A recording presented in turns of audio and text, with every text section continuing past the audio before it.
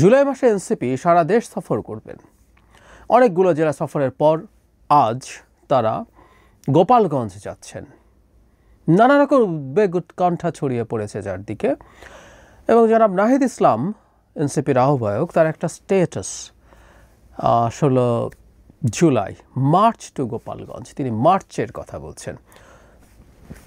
কেমন যেন শোনায়, অন্যান্য ক্ষেত্রে তারা এই ধরনের কথা বলেননি এবং এর মধ্যে এক ধরনের ইঙ্গিত আছে।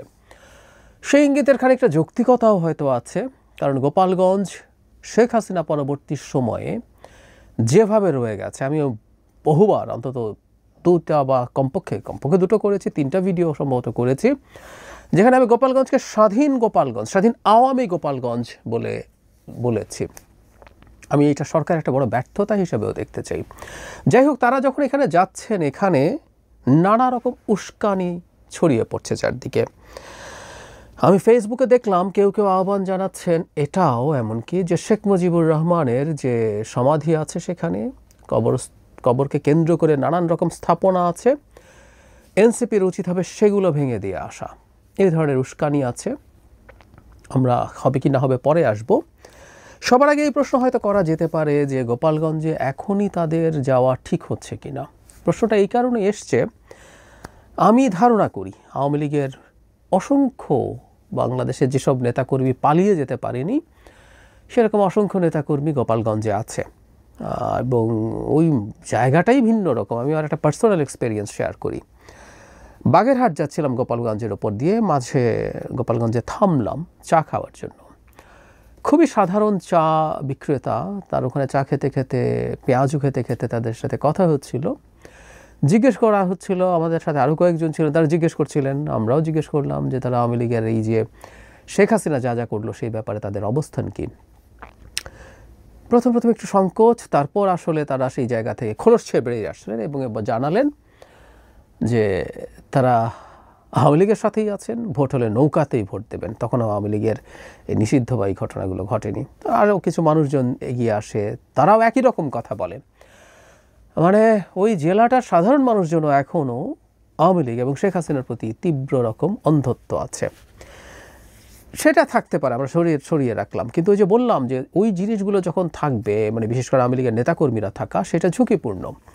সেনাবাহিনী 5 আগস্টের পরবর্তী সময়ে অ্যাটাকড হয়েছে, বিএনপির একটা বেশ লম্বা একটা গাড়ির কনভয় অ্যাটাকড হয়েছে, একজন মারা গিয়েছিলেন।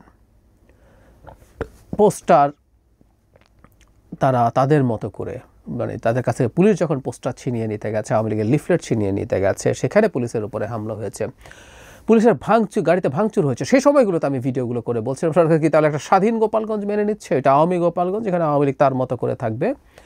এবং আমার দাবি ছিল এখানে একটা সাঁড়াশি অভিযান, একটা চিরুনি অভিযান চালানো দরকার, যেখানে আওয়ামী লীগের সন্ত্রাসীরা যদি লুকিয়ে থাকে তাদেরকে খুঁজে বের করা দরকার। কিন্তু তেমন কিছু আমরা আসলে দেখিনি, এবং সেই প্রেক্ষাপটেই এনসিপি ওখানে যাচ্ছে। এখন দুই দলেরই দিক থেকে নানান প্ল্যান থাকতে পারে। আওয়ামী লীগ যদি এখানে তাদের বিভিন্ন জায়গায় তাদের উপরে হামলা করতে পারে, সেই হামলার পাল্টায় যদি কিছু হয়, সেই ঘটনাটা আলটিমেটলি আওয়ামী লীগের দিকে যাবে। তারা তাদের অন্তত ভিজিবিলিটি দেখাতে পারবে, এবং তাদের উপরে হামলা হয়েছে, তারা উস্কানি দিয়ে যদি হামলা করাতে পারে, সেটা তাদের জন্য পজিটিভ ঘটনা ঘটবে। আমরা শেখ হাসিনাকে তো রীতিমতো এই পরিকল্পনা করতে দেখেছি, তারা এমন কিছু প্রভোগ করবেন যে তাদেরকে হামলা করা হবে। নিশ্চয় মনে আছে ট্রাম্পের ছবি নিয়ে মিছিল করতে বলা হয়েছিল, তারপরে যদি হামলা করে সেই ছবি তুলে তাকে পাঠানোর জন্য এসব বলা হয়েছিল। তো এই পরিকল্পনা তাদের আছে, কিন্তু তার চাইতেও যদি ভয়ঙ্কর কিছু ঘটার সম্ভাবনা থাকে, আমি ব্যক্তিগতভাবে মনে করি টুঙ্গিপাড়ার যে স্থাপনা আছে সেগুলো ভাঙার চেষ্টা অত্যন্ত বড় ভুল হবে, অত্যন্ত বড় ভুল হবে। আবারও বলছি, এগুলো আওয়ামী লীগকে বিরাট মাইলেজ দেবে। তারা বসে আছে এই ঘটনাগুলো ঘটুক সেটার জন্য, আমি নিশ্চিতভাবেই বলতে পারি। এখন এনসিপি কেন এই সময়ে যাওয়া ঠিক হয়েছে কি হয়নি, আমি অন্তত এই প্রশ্ন তুলতে চাই। আমি মনে করি না এ সময়ে সরকারের একটা বড় বা ম্যাসিভ একটা অপারেশনের আগে শুধু এনসিপি না, খুব বড় অন্য কোনো দলও খুব বেশি ওখানে যাওয়া উচিত হতো না, মানে অন্তত এই ধরনের শোডাউনের চিন্তা বা রীতিমতো মার্চের ঘোষণা দিয়ে।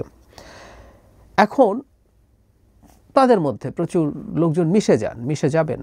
তারা যখন বিভিন্ন জায়গায় যান, বিভিন্ন মানুষ এসে একত্র হয়, আমরা দেখেছি ভালোই লোকজন তাদেরকে দেখতে আসেন, তাদের সমর্থনেও হয়তো আসেন। আমি আবারও বলি, আমি বহুবার বলেছি, এটা অসাধারণ দৃশ্য।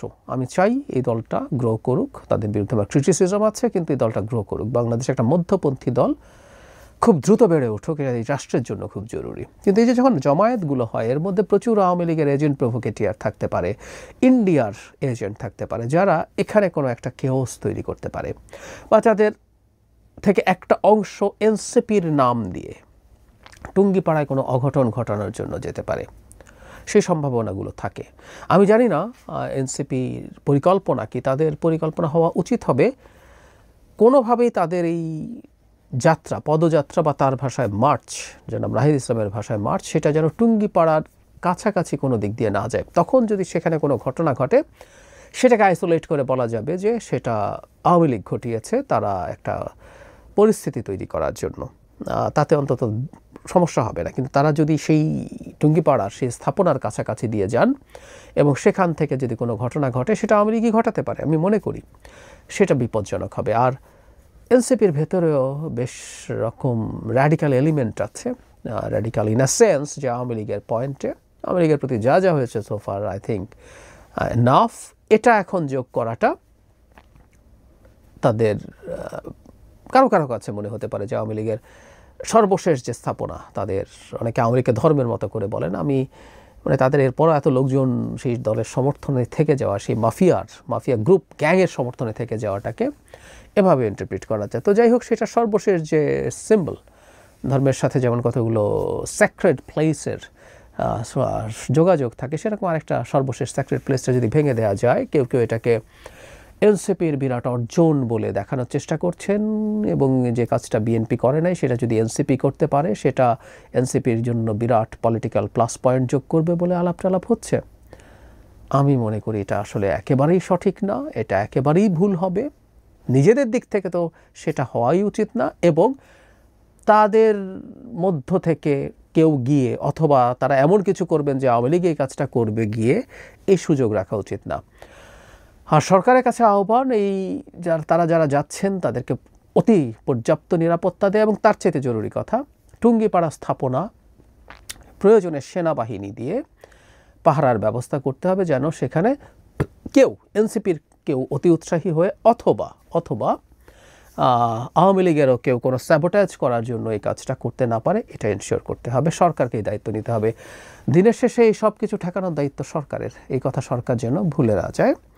তারা এই সিদ্ধান্ত নিয়েছেন, এনসিপি সঠিক সিদ্ধান্ত না, কিন্তু সিদ্ধান্তটা যেহেতু নিয়েই ফেলেছেন, তারা সতর্ক থাকবেন, সহজভাবে সুন্দরভাবে তাদের এই যাওয়াটা যাতে ভালো হয়। আবারও বলছি, তারা এটাকে মার্চের মতো যাতে মনে না করেন।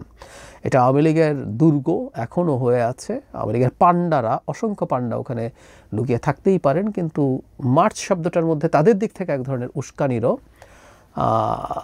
ইন্টারপ্রিটেশন করা যায়। তারা এই ধরনের কোনো উস্কানি ওখানে গিয়ে দেখাবেন না। আমি বুঝি মানে ওই জায়গাটাই ওই রকম, তাদের উপরে নানা রকম উস্কানি, তা অন্য দিক থেকেও চেষ্টা হতে পারে তাদের জন্য এটাতে শান্ত থাকা কঠিন হতে পারে তারপরও সব কিছুর পরও আমরা তাদের কাছ থেকে ম্যাচিউরিটি প্রত্যাশা করি, কারণ তারা এখন দেশের একটা আলোচিত রাজনৈতিক দল, তাদের সেই রেসপন্সিবিলিটি থাকা খুবই জরুরি।